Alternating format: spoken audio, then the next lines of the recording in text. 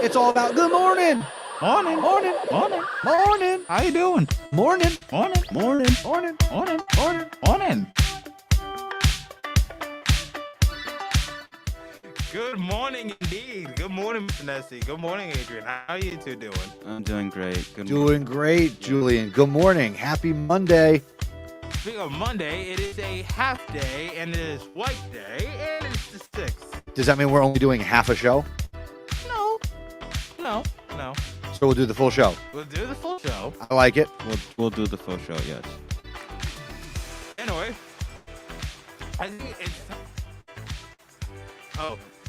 I think it is time that we need to do something important. We need to do the weather. Darn it, Adrian, let me do my job. Come on, man. We'll make it sweet. We'll make it short. Now here for you is the weather report. Buenos dias, ladies and gentlemen. We are currently at 56 degrees, but do not worry. Do not fret. We'll be at a high of 84 degrees. And Mr. Nessie, guess what? What? It's mostly going to be sunny. Yes.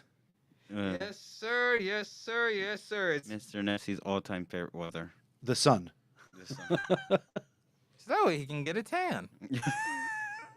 That Mediterranean. I worked on that this weekend. Ah, perfect. The fine Italian stallion that I am. Yes, the Mediterranean tan. Yes. Yes. Anyway, this is El Presidente coming at you with the weather report. All right, announcements. So, I don't know about this, but there is it's Spirit Week. So, Spirit Week lasts about June 6th to June 10th. So Monday, which is today, June 6th, class color, seniors. You know what, Julian, you do it. You do it. I don't know. Class color, seniors purple, juniors pink, sophomores navy blue, and freshmen yellow. What's tomorrow? Tuesday is 2000s throwback. Wednesday is Pride Day, and Thursday is Cultural Thursday, and Friday is Zebra Pride. Is that so hard, Adrian? I don't know. I can't speak today. It's tough to do a show when you can't speak, but hey, we're going to roll with it. Yes. Let's see. The choir club met this morning. So we don't need to do the clubs. We don't need to say them out loud because there's only one club Monday. Yep, pretty much. So I think that's it, gentlemen. Yep, and now sports. All right. Well, we're in that weird time where there's no sports happening, and I'm not aware of any results yet from our state sectional track meet as of right now, but hopefully we can get those results, and we'll talk about them during the week, which means we can devote even more time to Maestro Monday. Oh, yes. And we've got, not only do we have a fly in here, we've got one of the finest teachers at New Brunswick High School joining us this morning. Please give a warm zebra morning welcome to Mr. Juba, math teacher extraordinaire here at the high school. Morning, Mr. Juba. Morning. How you doing? I could be better. My allergies have bothered me quite a bit today, but aside from that, doing pretty good. Like Mr. Nessie said, the sun's out, so Okay. best time of the year. It is the best time of the year. So Mr. Juba is a math teacher. I'm going to try and give the rundown as best I can. Math teacher, head soccer coach, student council advisor, Peer. peer leadership coordinator. That's about it at this point. There's a lot of other stuff too, but hey, there's only so many things you could put in your email signature. Yep. All right, gentlemen, take it away. Mr. Juba is here to be on display. All right. My first question is, what inspired you to become a teacher? More specifically, a math teacher. What inspired me to become a teacher was music, actually. Back when I was a wee lad, probably a little bit younger than you guys, I was god-awful at music. I went to a very small high school similar to Highland Park. But I fell in love with it and started to, I don't want to say obsessed because there's a negative connotation with that, but just started to practice a lot. And I got really good at it. So as I entered high school, even though I was one of the youngest, in the band, in the marching band, there was a lot of respect for how much time I had invested into the craft. So I was helping a lot of my classmates at the time. So it kind of put me on this path toward teaching. Since I was teaching my friends at the time, how to be better, and I started to acquire some leadership roles and positions. And ironically enough, I never wanted to be a math teacher. I wanted to be a music teacher, but I had never gotten into a music school in college. I got waitlisted by 2, rejected by 1, and accepted to 1 in the middle of nowhere, Pennsylvania. So wasn't trying to take that leap. So then I still fell back, and I was like, well, I still want to be a teacher. So kind of what's my skill set? And math just kind of comes hand in hand with a musician. So it just seemed like the logical approach, but I do miss the band room desperately. Not saying that I don't enjoy the math space, but it's all right. And what instrument or instruments did you play? My primary was clarinet. That's what I stunk at to start. So from 4th grade up until the present time, I still dabble here and there. Then my secondary became the saxophone. I tried to make sure that I approached my auditions with a diverse skill set. Then my band director wound up having some additional course offerings as a senior, so I wound up signing up for all of them because I'd rather be in the band room than other rooms. So I learned how to play the piano. I can tinker. I wouldn't say that I can sit down and just wheel and deal like my surrogate Joe Garcia. I think he's a junior here at New Brunswick High School. He can wheel and deal on the piano. And I tinkered with the trombone. The short arms don't really give me enough reach. And then I did the drum line when I was in college at Rutgers. So yeah, but I'll figure it out. The only thing that's always been difficult was a flute or piccolo, just because it's a very unique mouth shape that I was never really able to grasp. Everything else you just kind of focus on it and go to town. Cool. All right. So my second question for you is, what do you do outside of teaching, like hobbies or anything that you like to do? Outside of teaching, kind of live here at this point, so there's not really much outside of it. Do you have your keys on you? I do. Wait, no, they're over there. He's got a lot of keys to a lot of places in this building. Yeah. Spends a lot of time here. So outside of teaching, assuming there's nothing really to do to make New Brunswick great, let's see. I own a home, so I'm a fledgling homeowner. Emotional damage. Yes. I can do very little in terms of handiwork. I believe in the power of a college degree. My degree compensates those who are skilled in those trades. But I do like landscaping, so I'll spend some time there and do enjoy reading. I try to consider myself an athlete at this point, but we're on the descent. So try and stay active, work out, play some sports. And that's pretty much it at this point. Like I said, I spend a lot of my time here at the high school or in the city trying to do things, especially for the soccer team. So you brought it up. I know one of your passions, again, is sports, is athletics, and you are the head coach of the boys soccer team here at the high school. This fall, you're going to be entering season number 3 or season 2? Season 3 as the varsity coach. Began my career back in 2015 as a freshman coach for 5 years, and then COVID happened, and that's when I began as the varsity coach. So what can you share about your soccer program? What can fans expect this fall? What's going on that maybe interested players should be considering here in the summer months? Spotlight's on you, Coach. So for interested players, we have our final mandatory informational session tomorrow, June 7th, 2022, in room G102. That's Mr. Badia's room at 2:50 p.m. Once again, that is a mandatory meeting. As far as what's going on with the boys soccer team. We have our signing day ceremony this week. That information will be shared out tomorrow with the entire school. But we're sending off our seniors from the high school. I believe we have 12 in total, but from the boys soccer team, we have 5. Got Marvin Miranda, Brian Cervantes. They're both captains this past year.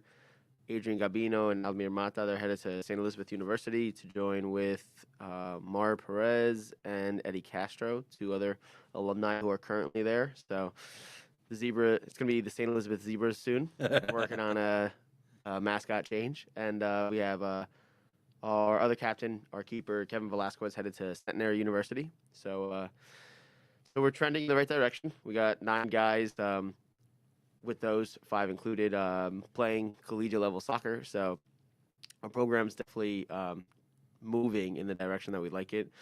As far as the 2022 calendar season, people sometimes think, okay, we're going to be rebuilding rather than reloading because we had such a successful past season, but it's definitely a reload.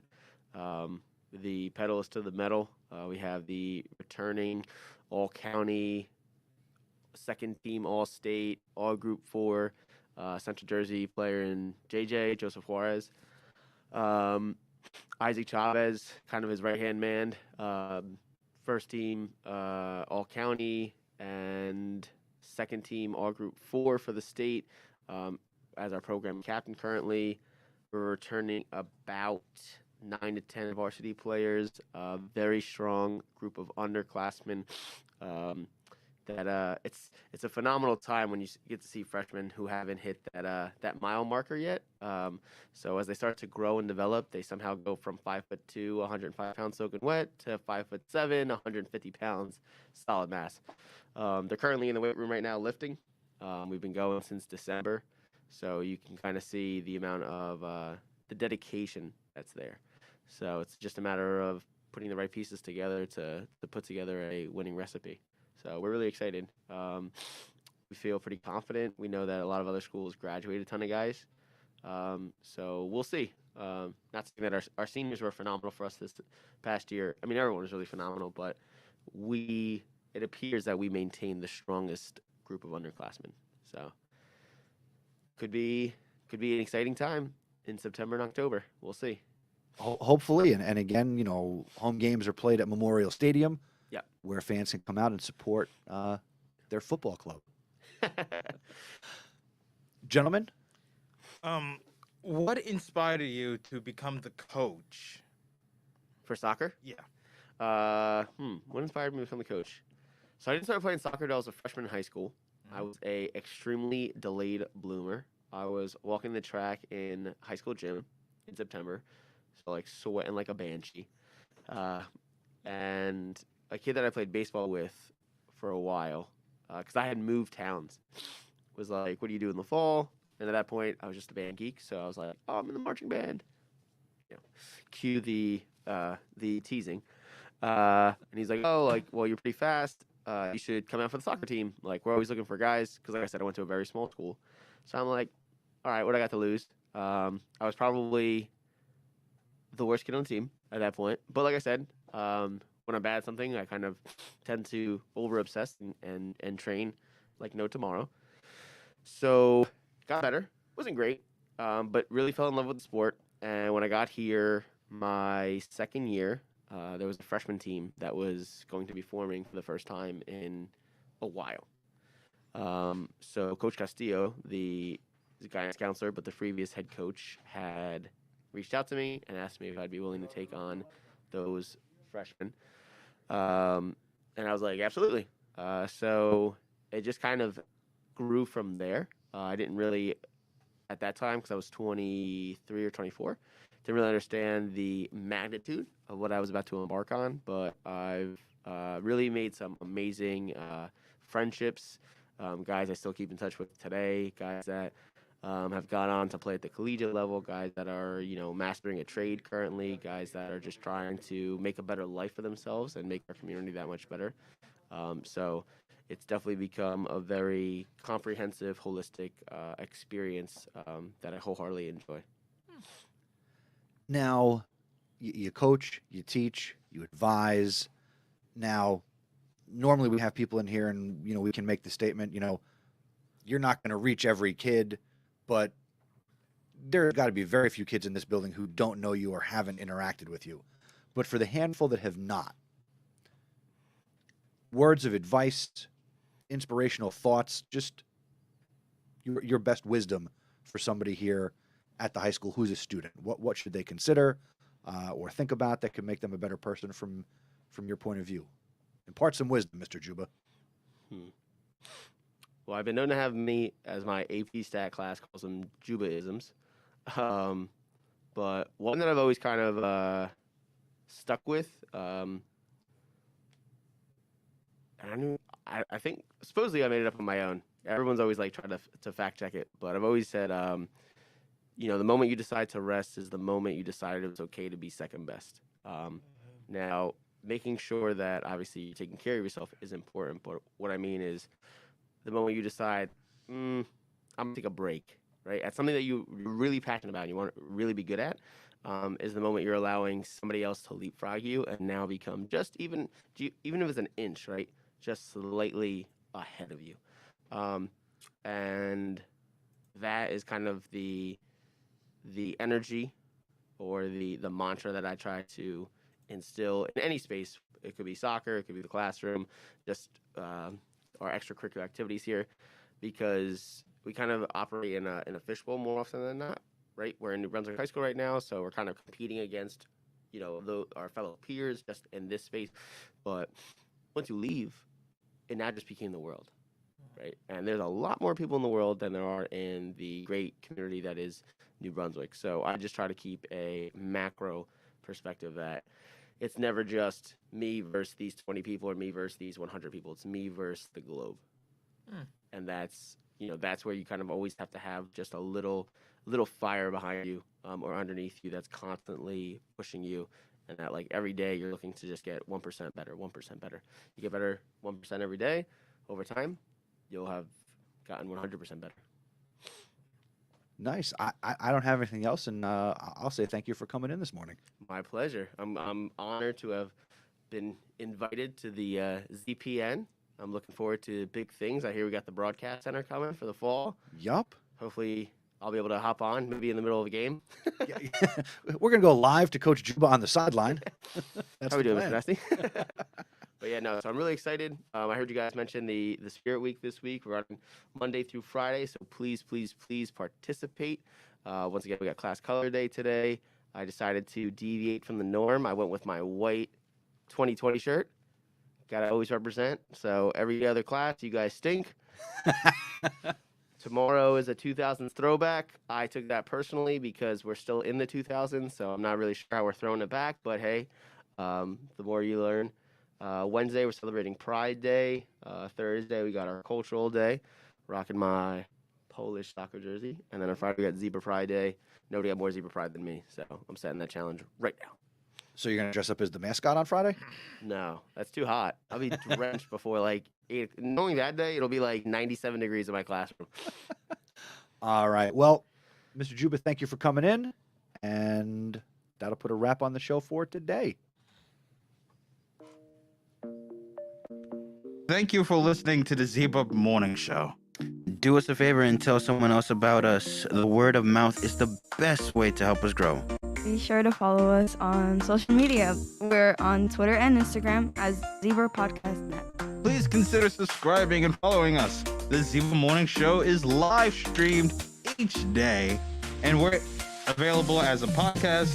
Go to zebrapodcastnetwork.com/subscribe. If you want to get involved with the Zebra Podcast Network, see Mr. Nessie. Have a great day, Zebra Nation. See you later, ladies. Bye-bye.